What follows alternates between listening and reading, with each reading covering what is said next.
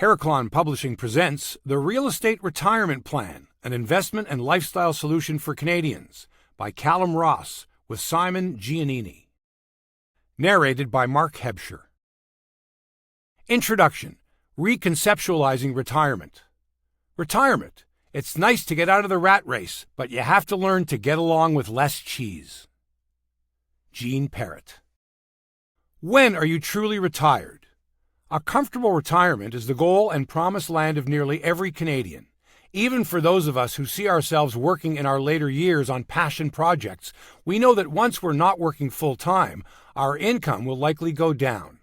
If we're not working full-time, we'll require income from other sources to survive. But what exactly is a comfortable retirement? Before answering that, let's answer a more basic question. What is retirement? Unfortunately, many of us have a misguided concept of this important life period. The tendency is to think of retirement as the day, somewhere out there in the future, when we will quit working. But in reality, retirement should be the day when, if we so choose, we could quit working and would have enough assets to live comfortably for the rest of our lives. I would add that we should be able to make this life change without lowering our quality of life. Sadly, many people just assume a lower quality of life comes with the package. Many Canadians plan to downsize by selling their family home. Why do we have this failed notion of retirement? It makes sense when you think about it. Retirement has, for many decades, been thought of as something our employer would provide for us.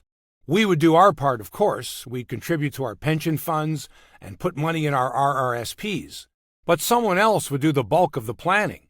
The pension fund would make the investment and dole it out to us in monthly stipends near the end of life. Fast forward to today, and the retirement that was once promised to us is nearly extinct. Sure, some government employees and a small selection of others will still receive their pensions, but for large swaths of society, the old idea of someone else providing us with retirement is dead. Everything about retirement has changed. So why hasn't our notion of retirement changed with the times? It's not when we stop working that matters. True retirement is when we've created enough assets and ongoing income from those assets to be able to sustain ourselves for the rest of our lives.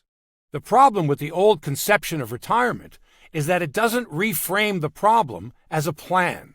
Retirement should be thought through and solved like any other problem.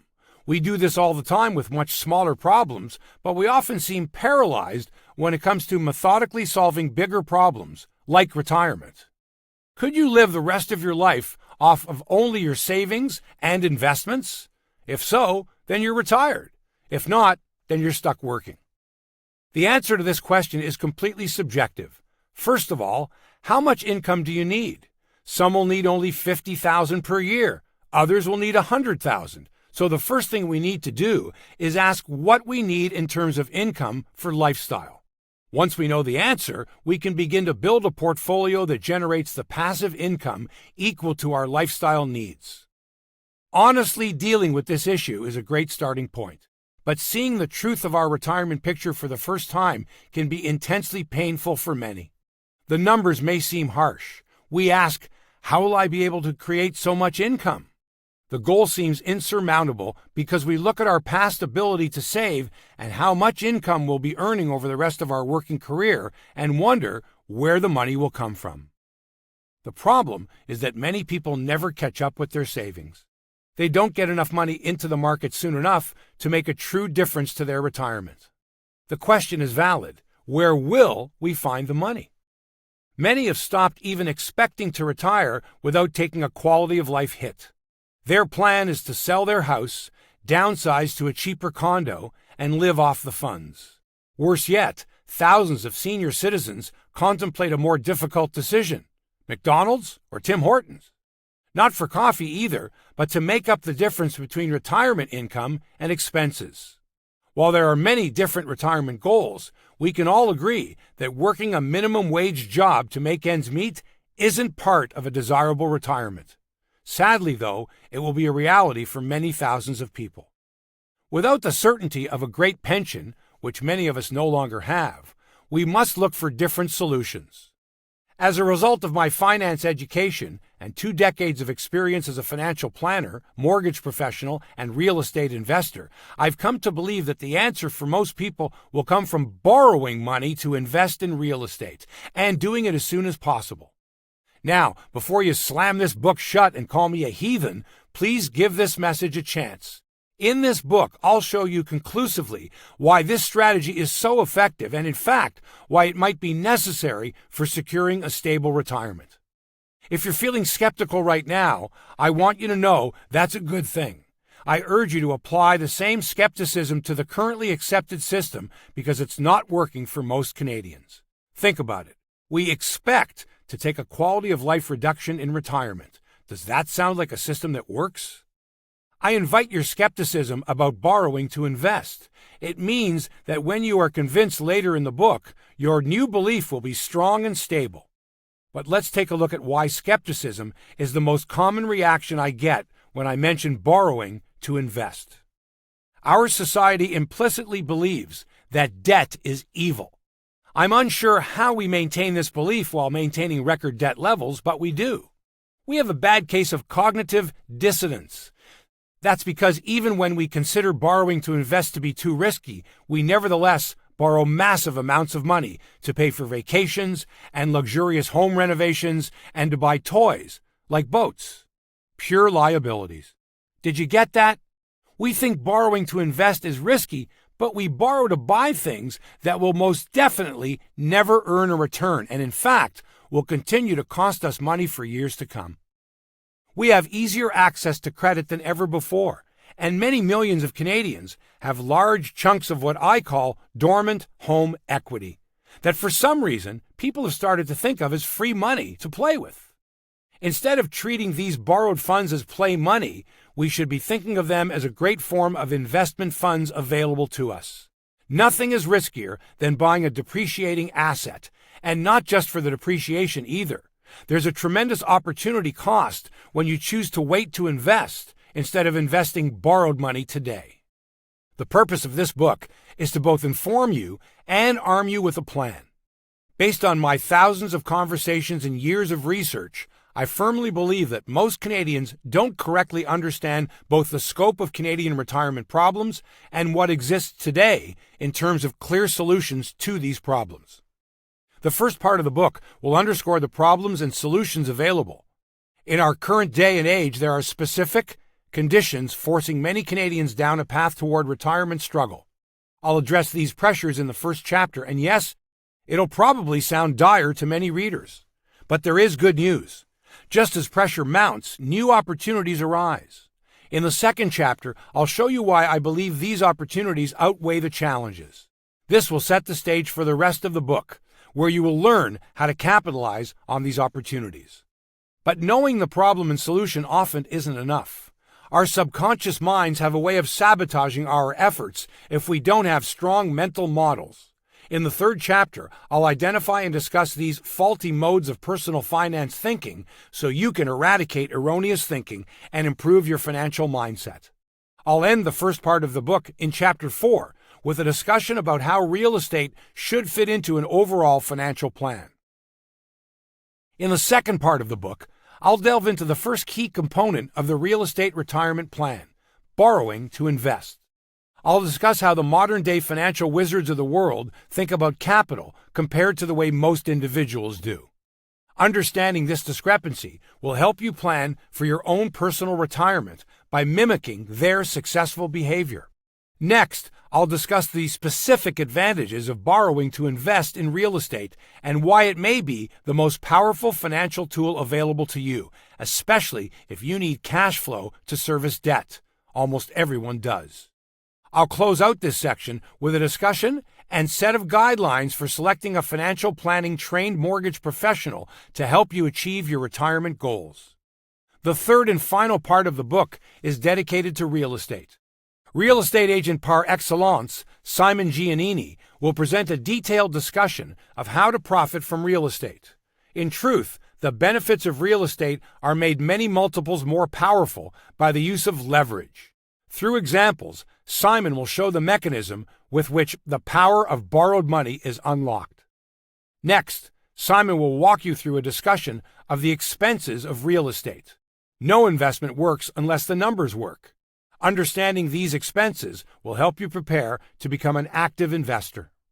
Finally, Simon will end the third part of the book with a discussion of how to select a real estate agent. In addition to a financial planner and mortgage professional, a great real estate agent might be the most important member of your team. So this chapter is key to executing your real estate retirement plan. If your retirement savings are deficient, then the time to act is now. Many Canadians simply can't afford to wait. The first step to action is knowledge, and this book will provide you with both the knowledge and the action plan to get started. A note on authorship. As I have mentioned, this book is the product of two authors, Simon Giannini and myself. Simon is a true professional and has influenced my thinking deeply on all things real estate. He wrote Part 3, Real Estate, More Powerful Than Any Other Asset Class, and his voice has had an indirect influence on the rest of the book, which I wrote. Before following the advice in the Real Estate Retirement Plan, a professional financial advisor should be consulted to properly consider your personal financial situation. Investing in real estate to make money is a long-term strategy. It should never be undertaken for the short-term gain.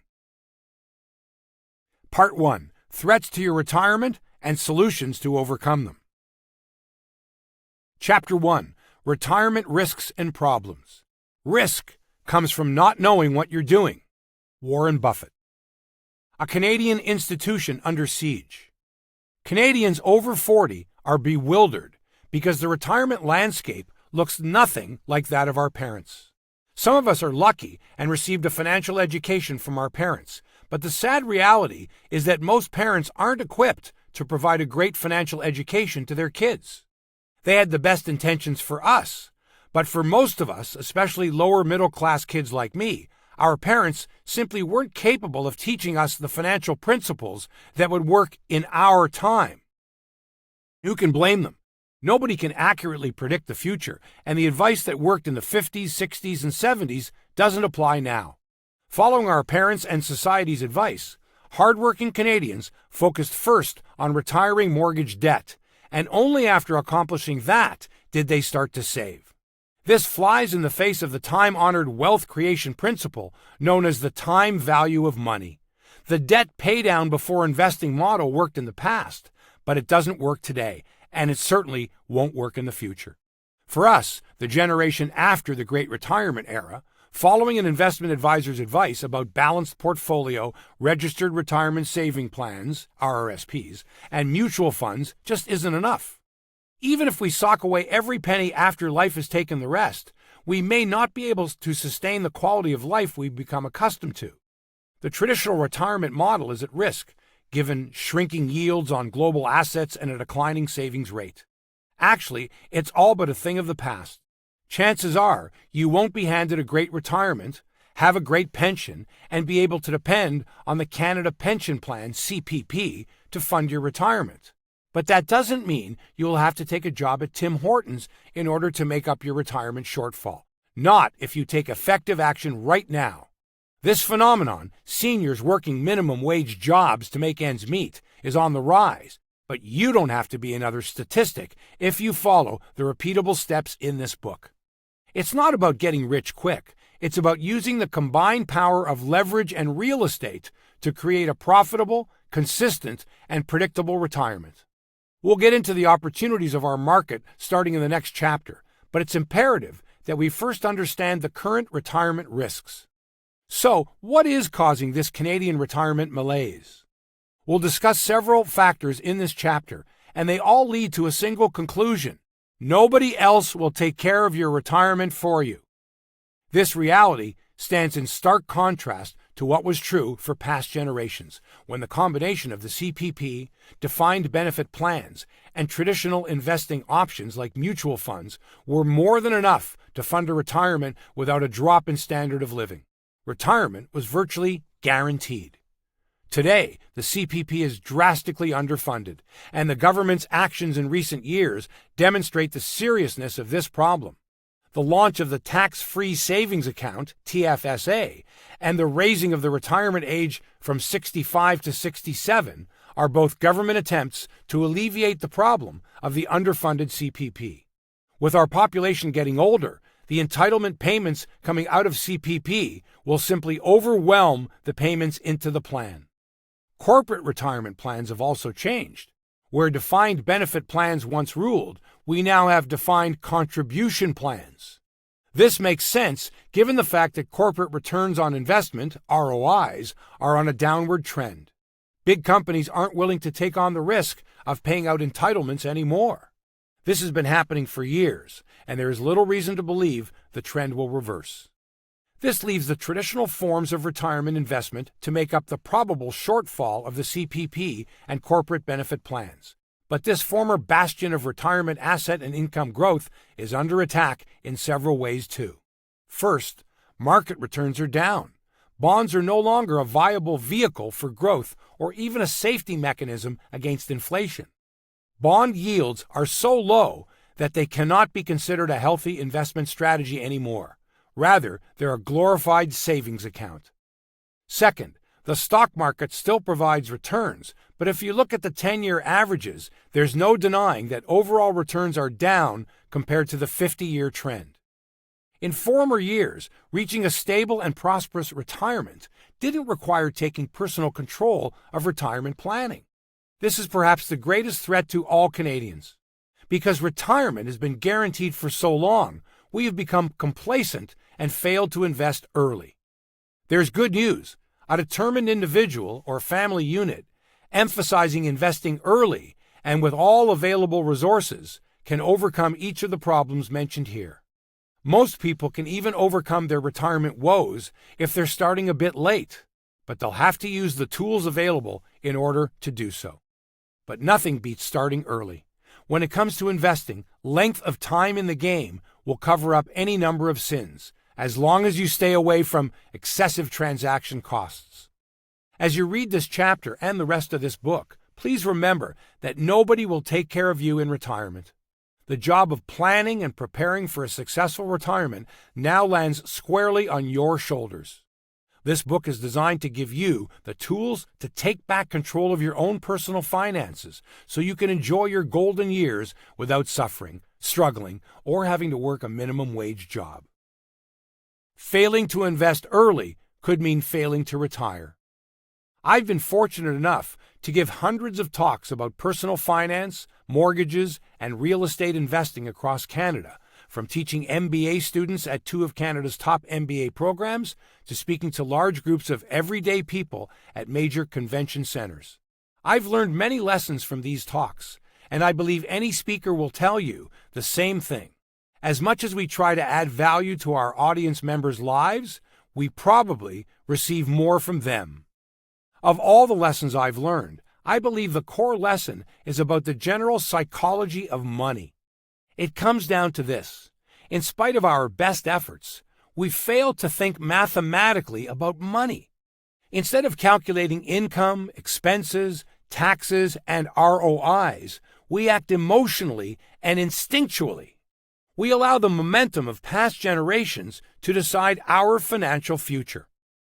I've often started talks with a simple question that demonstrates the time value of money. You can play along at home by asking yourself this: would you rather have $1 million today or a penny that doubles every day for a month? Keep in mind that attending a live event is akin to entering into a social contract. You often know that the speaker will try to disorient you, challenge you, and alter your perspective. With this social contract in place, you'd think audience members would expect a challenge question and that the correct answer would be obvious. When a speaker asks such a question, the counterintuitive choice must be the correct one. But even knowing that I'm asking a challenging question, the audience's response is typically heavily weighted to the answer that will give them far less money. When I ask them to raise their hands if they would take the $1 million, a large majority puts up their hands. When I ask who would take a penny that doubles every day for a month, the number of hands that go up is a small minority. I need to stress again that the audience will do this in spite of the fact that it must be obvious I'm presenting a challenge question. It's a tangible example of how we struggle to think mathematically when it comes to money.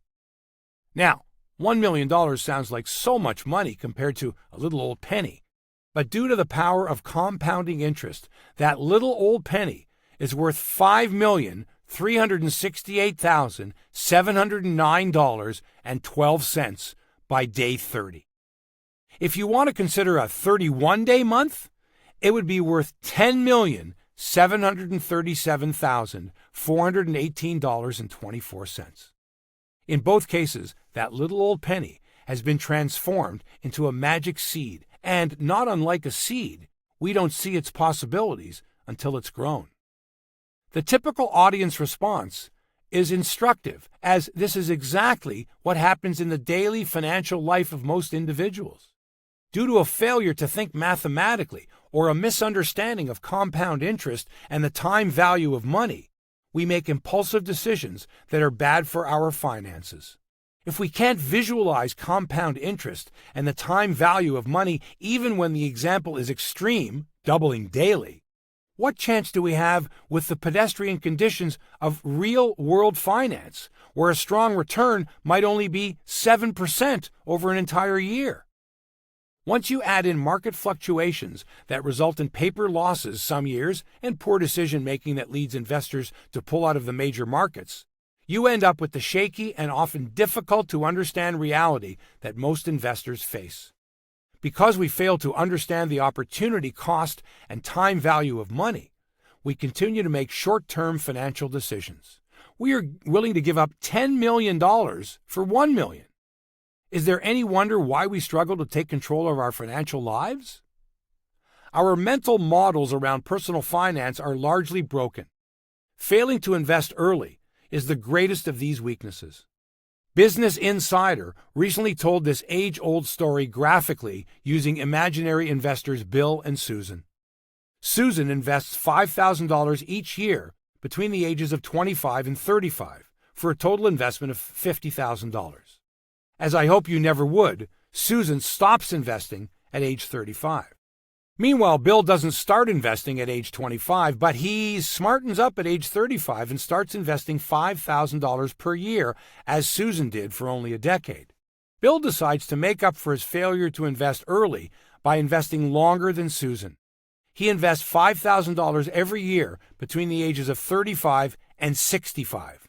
Overall, he invests $150,000 of initial capital compared to Susan's $50,000. But in spite of investing a third of the initial capital, Susan's portfolio at 65 is significantly larger than Bill's. Due to the power of compounding and the principle of investing early, Susan has $602,070.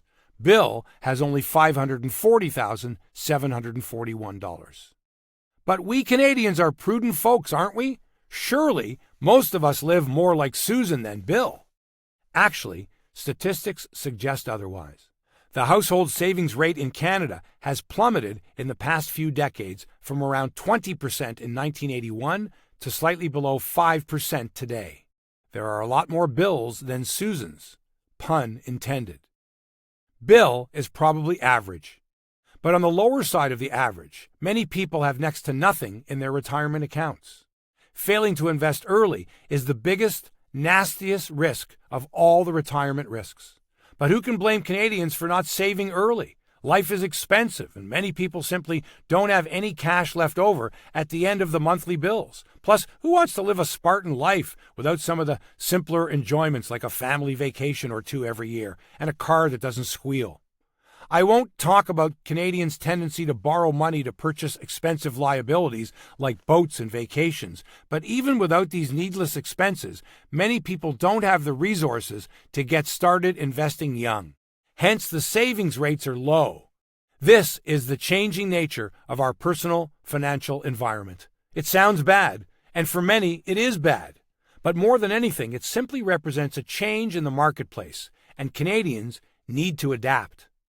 You can change your approach, however, so that you can take advantage of massive sources of capital that are just sitting there right now to be used. Tapping into this dormant equity will allow you to overcome this first major hurdle on your way to a successful retirement. It will allow you to invest early and therefore profit longer. Market returns aren't what they used to be. Here's an unpleasant fact. Investment portfolio returns are down. This is a huge problem since most Canadians have their often meager retirement savings sitting in an investment portfolio that is completely dependent upon the market. I see this regularly in my business. New clients come to me complaining of the same problem over and over. Where are the returns? Clients of mine, a couple I'll call Fred and Martha, came to me in a common situation. Fred and Martha have classic Canadian good jobs. Each earns an upper five-figure salary. Fred is a sales manager, Martha as a nurse. Fred and Martha aren't huge spenders, but like most Canadians, they have consistently used a chunk of their income for enjoyment. Their family has developed a taste for all-inclusive hotel vacations in the Caribbean and Mexico's Pacific coast. Along with their two kids, Fred and Martha take one winter trip to the sun every year and have even considered setting up a home there eventually. In the summer, they remain in Canada. They live in Newmarket, Ontario, but travel to Ontario's Lake Country for a few weeks every year. They live in a nice 2,000-square-foot home, by no means Buckingham Palace, but a home fit for a middle-class Canadian king and queen. Fred and Martha also drive nice cars. Not flashy cars, but they've always believed in the importance of driving a newer automobile for safety, security, and comfort. I could go on. There's nothing unique about Fred and Martha's life. They are great people, and in addition to enjoying life, they've been saving for retirement. Like many Canadians, they got off to a late start investing in their retirement portfolio, which currently sits at about $125,000.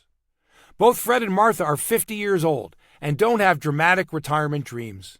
Their goal is simply to retire at 65 without taking a huge hit in their quality of life. They can't imagine giving up their trips every year and would actually like to do more travel, like most retirees. In addition to their $125,000 in savings, they are adding about $8,000 more every year. Expecting to earn 7% on their portfolio, they will have about $559,983.37 in their retirement fund when the big day comes and they stop working. In other words, they will have what will amount to slightly less than 3 years' worth of their current salary. Of course, a few other factors will mitigate their retirement risk. They expect to pay off their home in the intervening 15 years, and if the Canada Pension Plan is still funded by that time, they'll begin drawing money from the government coffers. Still, it doesn't take a mathematician to figure out that their retirement savings fund is light. Projecting a 10% return, it becomes a more solid $801,753.86. But double-digit returns are simply an unrealistic projection in today's market. Times have changed. For Fred and Martha, the reality was beginning to sink in that they would likely have to sell their home and move into something much smaller in their retirement years. This is why they came to see me. They wanted to talk mortgage strategy for when that inevitable day comes. They were even considering selling their home early to pull cash out and add more to their investment fund. Of course, I steered them in a much wiser and more beneficial direction. But the point remains. There are millions of Canadians like Fred and Martha who are looking at making a similar decision. The choices are grim for many. Taking a quality of life hit is expected for many retiring Canadians. Fred and Martha were stuck in the same trap that so many of us find ourselves in. They depended on the traditional retirement system to provide them with everything they wanted in their retirement, but the traditional system simply isn't able to provide the retirement most of us want. Especially not with today's meager market returns. When I did my first financial planning course back in 1997, an aggressive projection of return would have been 12%. At the time, we considered a 10% return to be average, and being highly conservative, we would have sought 6 to 8% returns. Today, there would be very few financial planners with the gusto to put together a double-digit rate of return on any portfolio. Simple math tells us that if the market returns are diminishing at the exact moment when many of Canada's coming retirees have meager savings, it reads like a recipe in a disaster cookbook. What's the cause of diminished returns? Let's start with bond yields. The low interest rate environment has meant that yields on bonds, which in the past have been a cornerstone of successful portfolios, have literally been cut into 1/5 in many cases. Even as recently as 2006, financial planners and investors could use bonds as a stable source of 4.5% returns. Not world-beating, but nevertheless a solid base to form the rest of the portfolio around. Of course, going back further, bonds have traditionally provided much stronger returns, earning above 10% in the high interest rate environment of the 1980s, but other times holding around 6% consistently. Today, bonds cannot be reliably expected to provide a return that even beats the eroding effects of inflation. The deteriorating condition of our bond markets has led to an absence of stable, couponed instruments. What is today's financial planner to do? Is there a comparable investment that will pay out a stable return to replace the job bonds once did? I'll argue that the combination of borrowing to invest and real estate is the formula Canadians must use to form the stable base of retirement returns. Bond market Armageddon isn't the only factor causing lower market returns for retirement-focused investors across the board. Please forgive the hyperbole, but if a financial planner who had died in 1990 were to be magically brought back to life today, she would undoubtedly think she was living in a bond market Armageddon.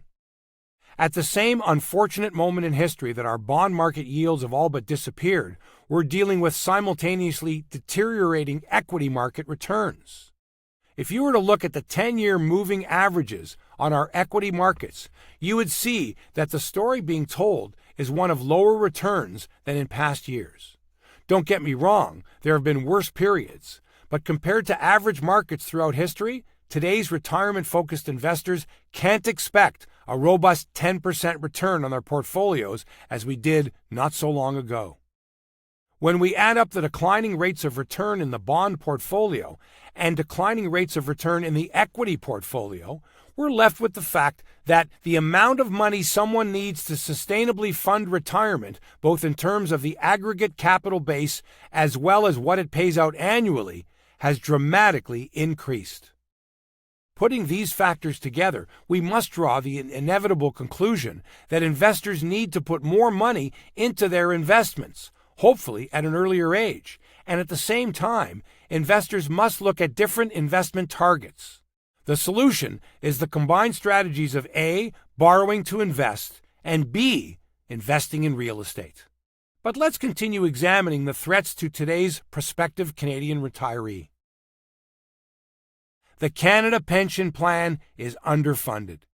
Perhaps the most telling statistic about the Canada Pension Plan is that its founders thought a paltry 3.6% of employment earnings would be enough to fund the plan. Perhaps these founders didn't foresee the end of birth rates and the associated demographic cliff that our entire generation would fall off with the end of the baby boomer generation. We can judge by the actions of subsequent governments that it became clear somewhere along the way that the 3.6% contribution wouldn't be enough. To make up for the coming shortfall, the contribution amount has risen to 9.9% over the years. By the mid-1990s, it had become obvious that the original 3.6% contribution rate wouldn't be sufficient to keep up with Canada's aging population. The government commissioned a study that concluded that changing demographics, the increased life expectancy of Canadians, a changing economy, benefit improvements, and increased usage of disability benefits all meant that the then current system would be woefully underfunded. In fact, the study found that the reserve fund was expected to run out by 2015. This led in 1997 to a mandated increase up to 9.9% of earnings being contributed to the CPP. The employee contribution rate stands at 4.95% for salaried workers' gross incomes between $3,500 and $51,100, up to a maximum contribution of $2,356.20. Of course, the employer matches the employee's contribution. Self-employed workers must pay both halves of the contribution, 9.9%. This is how things have stood since 2003. When the study was undertaken in the mid-1990s, it was obvious that the entire fund would be dry by 2015. This historical development is stunning in some ways, but perhaps not so stunning given the human penchant to fail to plan financially. Our limited minds tend to think that things that have always been will always be.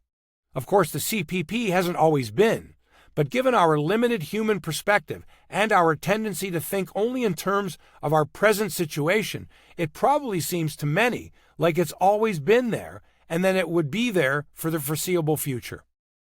But some wise soul noticed along the way that this massive fund, upon which millions of hopes and dreams perched, was very close to drying up. Thus, the massive changes were made. Phew! The government planners really came through. Or did they? Putting aside the question of what kind of investment returns we could accomplish on our own with 9.9% more of our income for the self-employed, or even 4.95% for employees, let's consider the benchmark by which the government planners were measuring success. Their goal is to have assets of 30% of the total amount of liabilities by the year 2075. I can't speak for you, but in my mind, this doesn't sound like a stable amount of money considering how much longer Canadians will be living in the coming years and the aforementioned demographic cliff of baby boomers. In the rosiest of estimates, you and I will be drawing from the CPP in our senior years, but through more skeptical eyes. And this is the camp that I sit in. The plan is nothing but a dream without more extreme action by the government. What will the contribution amount have to rise to? 15%? 20%? We can't put that kind of burden on younger generations just to continue paying the old generation, the one that failed to plan for its own retirement. I consider my yearly CPP contributions to be charitable donation to the Government of Canada, without the tax benefits, of course. There's no guarantee you will ever draw from the fund, and even if you do, it won't be enough to provide a solid retirement. Thinking in this way might seem pessimistic, but it will give you a realistic base upon which you can build your retirement. By preparing in this way, it will become obvious that rather than relying on the CPP, you should either pursue something more predictable and maintainable, or put your faith in yourself and begin creating your own real estate retirement plan. Either way, one thing to keep on top of mind is that the current model is not sustainable. The CPP is in big trouble, and you would be wise to consider your contributions to it as a charitable donation without benefits if you are a middle or upper income tax bracket earner, if for no other reason than sound personal financial planning. Canada's big banks, the billion-dollar quarterly profit problem. We've already spoken of the regrettable human tendency to not think long-term about our personal finances. We look at our income and think, hey, I'm earning a good salary, what do I have to worry about? We fail to see that in the future, we won't continue to earn the same income and that our only saving grace in retirement will be the money we've saved and invested, not the monthly checks we're currently earning. But there is another human tendency we can and must rely upon when making our retirement calculation: greed. This tendency manifests itself in the mega corporations just as much as it does in human individuals. After all, the mega corporations are run by individuals, and moreover, individuals whose main responsibility lies with their shareholders rather than their stakeholders. I'm speaking specifically of banks. Perhaps more than any other institution, banks are beholden to the almighty dollar. Their own, not yours. I don't blame them for it. Making money is their function, and so long as they're making $1 billion per quarter, they will never change. There could be an argument made for the idea that banks should be treated more like public utilities than for-profit corporations. Of course, I don't believe that. If I did, what kind of capitalist would I be? But thinking abstractly, it makes sense, since a bank serves a similar function to roads, public transportation, and hospitals. We need them for a well-functioning society. When the roads are well maintained, we all win. If you own a flower shop, you need the roads to bring flowers to you in bulk, and then you need the roads again to deliver those value-added bouquets to all the lovers and mourners of your city. Yet the average florist rarely considers the roads a vital part of his or her business. In much the same way, banks should foster our financial well-being. And in many ways, we treat the banks this way. Millions of Canadians don't think about the bank's role in our personal finance, and as a result, we blindly plug our money into their system without considering whether there is a better way.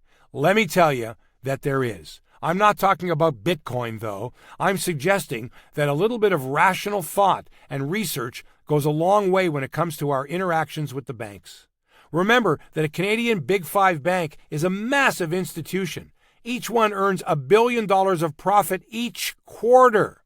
Only CIBC narrowly missed $1 billion per quarter in 2015. Hence the phrase, the $1 billion quarterly profit problem. Make no mistake, I'm not against banks earning profits, even big profits. What distresses me is the fact that they do so while providing only a fraction of the benefit possible to Canadians. And in many cases, it could reasonably be said that the banks are a detriment to Canadians' financial health. We must